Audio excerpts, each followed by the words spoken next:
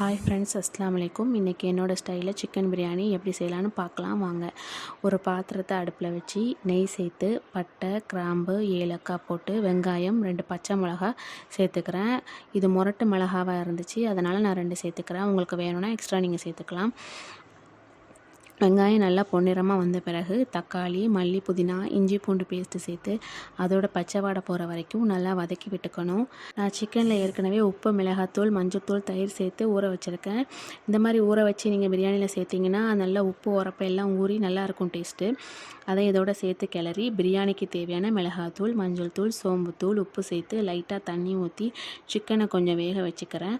அப்புறம் 1 கப் ரைஸுக்கு 2 கப் தண்ணி ஊற்றி தண்ணி கொதி வந்த பிறகு அரிசியை சேர்த்து தண்ணி வற்றின பிறகு தம் போட்டுக்கலாம். அவ்வளோதான், நம்ம சிக்கன் பிரியாணி ரெடி.